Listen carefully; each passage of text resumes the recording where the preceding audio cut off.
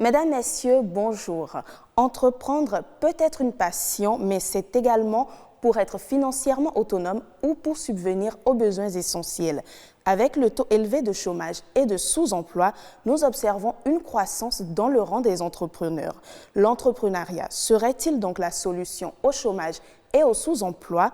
Nous en parlons dans ce numéro du Grand Débat. Nous sommes avec nos invités dans ce studio. Monsieur Simplice Togbe, bonjour. Bonjour madame. Merci d'avoir accepté notre invitation. Merci à vous aussi. Vous êtes en service à l'Agence nationale pour l'emploi Tout à fait. et vous êtes directeur du département de l'emploi salarié, de l'orientation et de la prospection. Exact. D'accord. Avec vous, nous sommes également avec Madame Mouyibat Zara Rodonou.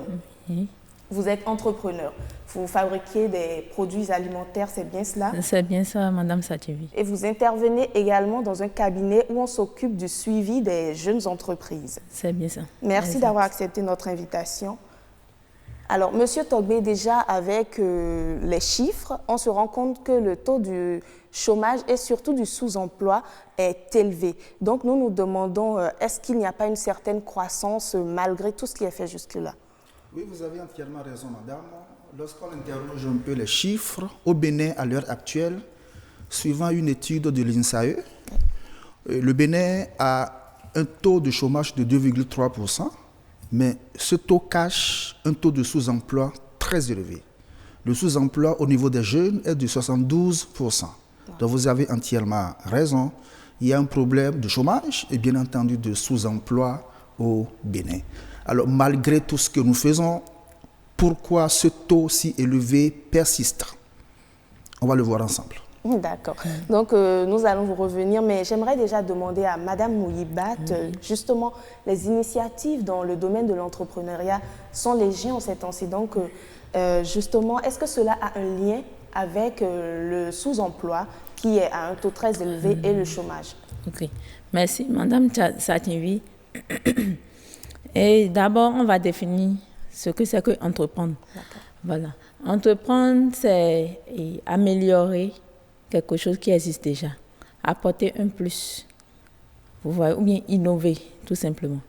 Maintenant, quand on parle de sous-emploi ou bien du chômage, c'est une manque d'orientation, surtout, ou bien la saturation des diplômés. D'accord. C'est ça qui entraîne le chômage. Mais c'est sûr. Voilà. Ok. Non, allez-y, je voulais dire entreprendre, c'est surtout se mettre à son propre compte. À son propre compte, voilà. Maintenant, quand on parle de le rapport entre les deux, d'abord, on peut entreprendre sans passer par le chômage. D'accord. Un jeune diplômé peut être motivé comme moi.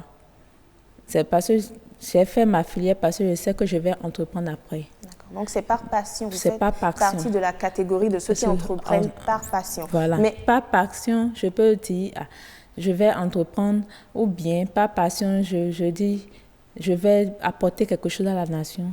Je vais être à mon propre compte, je ne veux pas subir des ordres. Je vais gérer mon temps. Voilà. D'accord, mais maintenant, il y a d'autres, Madame Sativi, il y a d'autres. Bon, après leur diplôme, la licence ou bien le master, ils disent, je vais déposer une lettre de motivation quelque part. Ils déposent sans suite. Parce qu'il y a beaucoup. Il y a beaucoup qui ont les licences, les masters, mais il n'y a pas de suite. Donc, ils décident, comme tout le monde est en train de faire le commerce maintenant, tout le monde est dans l'agro-business, je vais faire quelque chose pour subvenir à mes besoins. Je ne peux pas rester à la maison. Donc, ils se lancent dedans, sans information, sans formation, et sans vision, sans objectif, ils se lancent dedans. Donc, à voir si ça va donner. D'accord, mais est-ce qu'ils ont toujours satisfaction puisqu'ils ne sont pas préparés? L'entrepreneuriat s'est imposé à eux. Est-ce qu'ils ont la satisfaction? Est-ce que l'objectif est atteint souvent puisque vous les accompagnez? Voilà. Et selon les statistiques et selon mes expériences, je peux confirmer que la plupart d'entre eux n'ont pas satisfaction voulue parce qu'ils n'ont pas une formation donnée, ils n'ont pas l'information. C'est qu'ils se lancent, ils n'ont pas de vision. C'est ça que je disais tantôt. Mais il y a d'autres qui se font accompagner, qui investissent dans leur formation, qui investissent dans l'information et qui veulent s'améliorer. Mais ces gens-là, on ne les accompagne pas comme il le faut. C'est que la finition, ça reste la finition. au fait. C'est qu'il investit jusqu'à tout le monde est dedans, tout le monde fait. Par exemple, une entreprise, je vais donner un exemple. Pas forcément pour appeler le nom, mais... Non, une entreprise qui est dans le jus, la fabrication du jus, qui se fait accompagner comme nous. On l'accompagne, les conseillers techniques. Maintenant, cette entreprise ne peut pas fixer le même prix qu'un entrepreneur qui est dans une entrecouchée et qui fait du jus. Tout à fait. Voilà. Maintenant, quel accompagnement il y a pour ceux-là qui s'efforcent à faire de la qualité et à être à jour de façon étatique? D'accord. Ok, c'est là la question. C'est là la question. Donc, en fait. monsieur Togbe, vous avez dit que nous allons y revenir. Alors, justement, je crois que nous y sommes. Pourquoi nous ne sommes pas encore sortis de l'auberge? Très bien. D'abord, il faut qu'on redéfinisse ce que c'est que l'emploi. Parce que c'est là qu'il y a d'abord un petit problème. Qu'est-ce que c'est que l'emploi? L'emploi n'est pas que l'emploi salarié. L'emploi, c'est une occupation qui est rémunérée, qui est légale, mais que tu peux exercer pour le compte d'autrui, là on l'appelle emploi salarié, ou que tu peux exercer pour ton propre compte, là on l'appelle emploi indépendant ou l'entrepreneuriat. Le problème est ceci. Le discours qui dit que les jeunes, il n'y a plus d'emploi, l'État n'embauche plus, il faut aller entreprendre, ce discours ne marche pas. Ok. Parce qu'on n'ira pas entreprendre sous contrainte. Et vous l'avez dit, je vous en remercie. On entreprend parce qu'on aime ça. On entreprend par passion. Ce n'est pas parce que je veux régler un problème que j'irai entreprendre. Si les gens ne trouvent pas l'emploi salarié, la raison, elle est simple. C'est que les gens ne savent pas chercher. Qui cherche, trouve. L'emploi salarié? Bien sûr. Je vais revenir sur l'emploi indépendant. Qui cherche, trouve. Parce que chercher l'emploi, c'est offrir une compétence. Qu'est-ce que j'ai à offrir pour donner satisfaction à l'entreprise? Et aujourd'hui, les choses changent. De moins en moins, les entreprises recrutent sur la base du diplôme. Ça ne marche plus. De moins en moins, les entreprises recrutent même sur la base des expériences professionnelles. Parce que l'expérience professionnelle ne veut rien dire. Les gens recrutent plutôt sur la base de tes compétences. Qu'est-ce que tu sais faire? Qu'est-ce que tu peux m'apporter? Alors, c'est là où le jeune n'arrive pas à convaincre l'employeur par ce qu'il peut lui apporter pour accroître les performances de son entreprise. Ce n'est pas du social. Si je vous démontre que je peux vous amener à produire plus à cause du facteur travail, vous allez me recruter et me mettre à l'essai. C'est ça qui gêne. Maintenant, l'emploi indépendant, qu'est-ce que c'est? Dans le même ordre d'idée, j'ai des compétences, et madame l'a si bien dit, que je n'apporte pas pour autrui, mais que j'apporte à la nation. Je veux me mettre au service de la nation, mais pour m'employer moi-même. Mais ça a des exigences. Et il faut se préparer pour. Vous l'avez dit, il faut avoir un objectif. On ne se lève pas pour dire, bon, je veux entreprendre. Tout se base sur l'objectif. Quelle vision j'ai? Qu'est-ce que je vais faire plus tard? C'est pour ça qu'à l'ANPE, nous corrigeons ça. Si vous êtes un jeune et vous voulez entreprendre, on vous passe par un processus à 4 étapes. La première étape, elle est celle-ci. On vous fait l'analyse de votre profil entrepreneurial pour voir si votre profil correspond vraiment à un entrepreneur, histoire de vous accompagner pour combler le gap, pour travailler sur ce qui ne marche pas, pour faire en sorte qu'à terme, vous ayez un bon profil. Comme vous l'avez dit, tout est préparation. Et une deuxième étape qui est fondamentale, le développement de vos compétences, mais surtout les compétences de vie. C'est ça qui manque. Les compétences de vie, il y a des choses qu'un entrepreneur ne fait pas. Vous devez les savoir. Il y a des prix à payer avant de démarrer. L'entrepreneur est la solitude. Lorsque vous démarrez aujourd'hui, vous serez solitaire. Personne ne va croire en vous. Il faut s'y préparer. L'entrepreneur est le risque. Vous l'avez dit. Il faut aimer prendre le risque. Donc, si on ne vous prépare pas à tout ça, on aura beau investir des millions, ça ne marchera pas. D'accord. Monsieur Togbe, est-ce que le problème ne se pose toujours pas? Parce qu'il y a des compétences. Certaines personnes ont des compétences, mais peut-être il n'y a pas de place dans une certaine entreprise où ils visent un poste pour être salarié. Peut-être qu'il y a, je dirais, pénurie d'emploi parce qu'il y a assez de personnes qui sont déjà à des postes. Mais comment, dans ce cas, ils doivent faire? Madame, les besoins existent toujours. Je viens de dire une chose. La recherche de l'emploi relève du marketing. Qu'est-ce que je vous apporte? Même si il n'y a pas de poste chez vous en tant qu'employeur, nous apprenons à nos jeunes ce qu'on entend par candidature spontanée, où je dois vous montrer que vous aurez besoin de moi parce que je vais vous apporter ceci, ceci, ceci pour accroître les performances de votre entreprise. Ça se négocie, ça se discute. Ce n'est pas de la tchatch, mais je vous explique en quoi je vous serai utile. Madame, qui refuse de gagner Télémillions. Lorsque je vous explique que voici ce que je peux vous apporter, vous aurez tout de suite une réaction. Ah, le jeune, là, ce qu'il me dit là, je le mettrai à l'essai pour voir. Il vous met à l'essai, il vous convainc. Vous allez le recruter. C'est une stratégie. C'est pour ça qu'on parle des techniques de recherche d'emploi. L'emploi ne se donne pas, mais on offre ses services. Les jeunes ne sont pas encore dans cette mentalité. On est plutôt dans la mentalité, vous m'excusez, d'un demandeur d'emploi. On ne demande pas un emploi. On offre plutôt ses services. On offre plutôt ses compétences.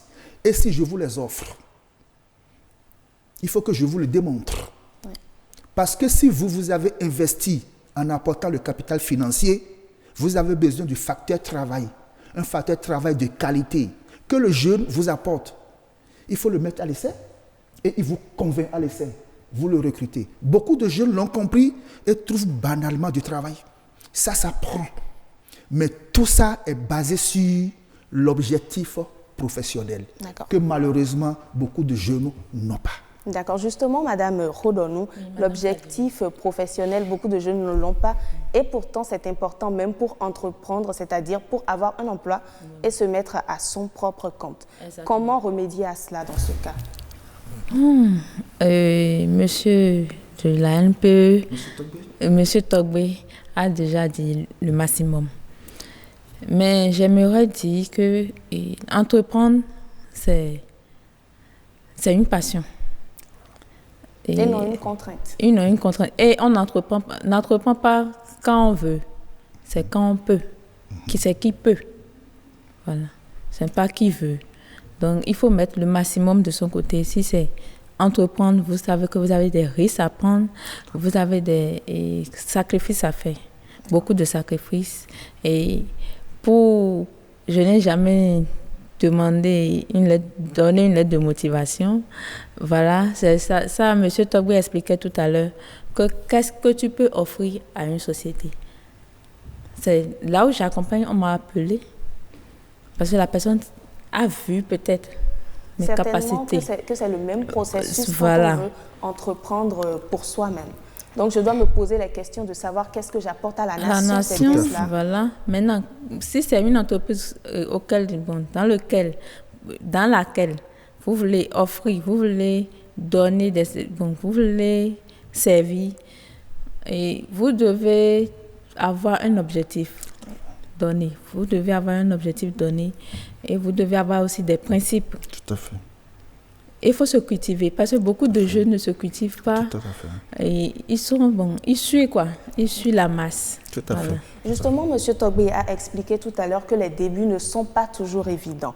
C'est sûr que vous êtes également d'avis, mais dans ce cas, comment on gère? Vous avez une vision, vous avez un objectif, vous vous mettez à trimer, mais ça ne répond pas. Est-ce que c'est toujours facile à supporter? Ce n'est pas facile et là, je vois que c'est un peu difficile. Ce n'est pas difficile pour quelqu'un qui est passionné. D'accord. La passion aussi revient là. Mais en ce moment, comment est-ce qu'on vit? Comment est-ce qu'on se vit? Il faut être persévérant. Il faut toujours espérer que ça va aller mieux.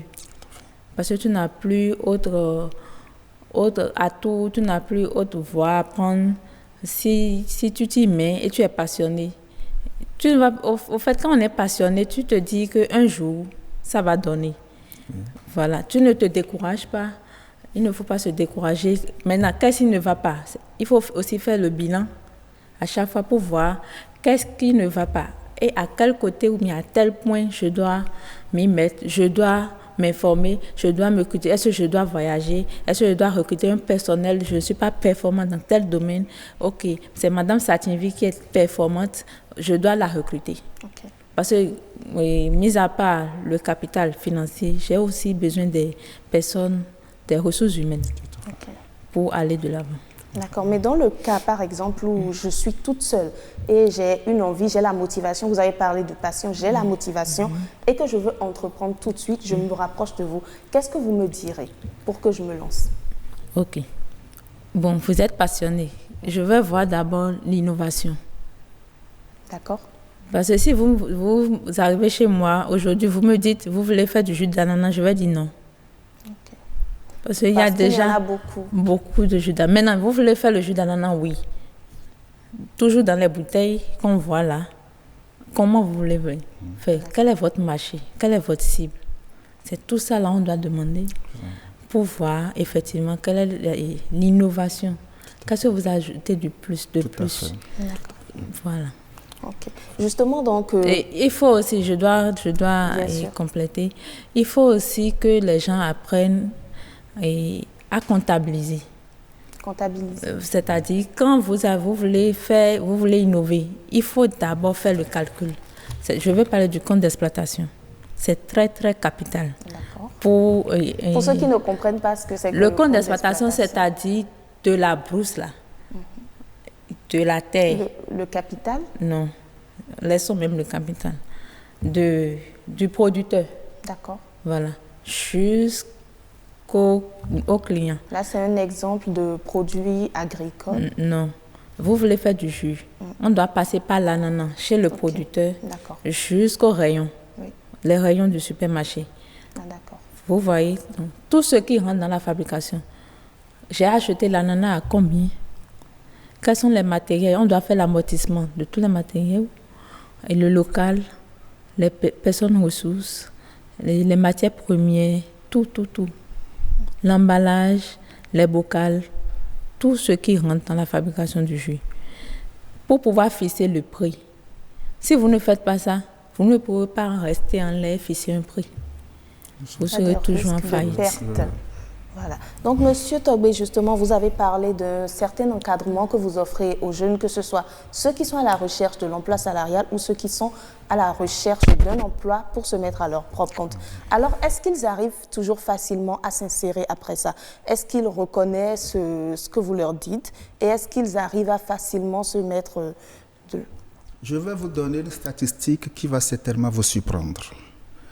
À l'ANPE, en moyenne, sur 100 jeunes qui s'adressent à nous, candidats à l'emploi, à peine 10 optent pour l'emploi indépendant. À peine 10 10. Pour l'emploi indépendant. Le reste, les 90, optent pour l'emploi salarié. Donc, ces 10, comment nous les accompagnons? Oui. Vous voyez, lorsque vous venez chez nous, c'est comme si, entre griffes, vous êtes venu à l'hôpital, où on apprécie d'abord votre degré d'autonomie. Et que la distance qui vous sépare de votre objectif pour qu'on travaille sur. Donc, il y en a qui ont déjà une bonne idée d'entreprise, qui maîtrisent déjà les outils pour aller entreprendre. Notre accompagnement est juste simple. Lui apporter l'information ou les référer vers des structures comme ce que vous faites. Je vous en remercie. Mais les non autonomes qui n'ont pratiquement aucune idée, le processus est très long. Et comme Madame l'a dit, tout part d'abord de l'idée. Qu'est-ce que tu veux faire? Donc, nous avons une stratégie, une technique, des modules de formation pour les amener à avoir une bonne idée d'entreprise, une idée créatrice de richesse et d'emploi. Et Madame l'a si bien dit, dans cette idée, parce que vous n'allez pas réinventer le monde. Ce que vous voulez faire, d'autres le faisaient avant vous. Qu'est-ce que vous y ajoutez pour faire la différence? Est-ce que votre idée est novatrice? On part de là. C'est d'abord ça. Et si cette condition est remplie, maintenant, en amont, n'oubliez pas une chose. On part aussi de son objectif professionnel. Parce que tout est vision. Et je reviens sur ce que j'avais dit à l'entame. Ce n'est pas parce que j'ai échoué ici que je suis venu ici. Vous allez également échouer. Donc, il faut vraiment y croire. Et quand il y a de la passion en toutes choses, finalement, vous allez vous rendre compte que vous ne travaillez pas, mais vous vous amusez. Ça marche toujours parce que vous aimez ce que vous faites. Malgré les difficultés, on trouve toujours une issue si vous y croyez. Le problème, il faut accepter d'emprunter cet accès de travail par passion. Et quand la passion y est, l'accompagnement est plus facile. Il y a toute une littérature autour de ça. Mais est-ce que vous en avez la passion? Quand vous en avez la passion, les idées arrivent toujours. Et il faut accompagner ce processus également par des formations, des conseils, voilà, pour s'inspirer un peu de ce que les autres font. Voilà. L'expérience a montré que ça marche toujours. Voilà, nous avons aussi des petites entreprises qui ouvrent un peu partout. Déjà, à l'ère du numérique, nous avons assez de plateformes qui se lancent dans le e-commerce. Justement, j'ai mon emploi salarié, j'ai réussi à prouver et tout, mais je ne suis pas satisfaite de ce que je gagne. À côté, j'ai ouvert une boutique en ligne où je vends, comme on le voit partout, des mèches, des tissus, des chaussures. Est-ce qu'on peut également dire que c'est une forme d'entrepreneuriat? Bien sûr, bien sûr. Mais vous savez, madame, en toute chose, il faut se concentrer sur un objectif. Ce n'est pas déjà facile d'être efficace dans l'emploi salarié parce que tu dois donner satisfaction à ton employeur, c'est aussi beaucoup de contraintes. Mais si en même temps, tu dis, je serai dans l'emploi salarié, mais à côté, je serai en train de faire quelque chose, on a parfois comme impression que vous poursuivez deux lièvres à la fois. Il faut se concentrer sur un objectif. C'est de la concentration. Mais quand je serai ici en même temps, et ici parce que c'est pour arrondir la fin du mois, vous n'êtes pas entrepreneur. L'entrepreneur, c'est le risque. Okay. C'est le risque. L'entrepreneur, ce n'est pas quelqu'un qui travaille dans l'emploi salarié et trouve quand même un bout de temps pour faire du commerce, pour faire... Ça, ce n'est pas entrepreneuriat, ça. Parce qu'on ne voit pas le facteur risque. Tu veux juste arrondir la fin du mois. Si c'est l'entrepreneuriat, tu t'y consacres, corps et âme. Je dis bien corps et âme. D'accord. Voilà, nous sommes en train d'aller vers la fin de ce débat. Malheureusement, nous n'avons pas vu l'heure finir. Donc, je vais déjà vous demander quelle est votre phrase de fin. Si vous voulez faire quelque chose, croyez en cela. Ayez un objectif clair et des stratégies. On y arrive toujours. D'accord. Et vous, Madame Rodonou? Bon, j'aimerais déjà dire à tous les entrepreneurs qui suivent cette émission de se mettre ensemble. Parce qu'il y a beaucoup d'entreprises qui se créent et pratiquement ils font les mêmes choses. Donc s'ils peuvent se mettre en association, voilà, association, et faire des formations, des coachings dans le groupe eux-mêmes, donc ça serait bien. D'accord. Voilà. Maintenant, aussi, je voudrais ajouter qu'il faut être passionné de tout ce qu'on fait. Et il faut le faire bien. Tout ce qu'on fait, il faut le faire bien. Voilà. D'accord. Merci. Entreprendre ou se lancer à la recherche d'un emploi salarial, c'est une question de passion et de motivation. À chacun de savoir dans quel couloir il doit se mettre. Mesdames, Messieurs, nous sommes à la fin de cet entretien. Merci d'avoir été avec nous jusqu'à la fin. Merci et à très bientôt.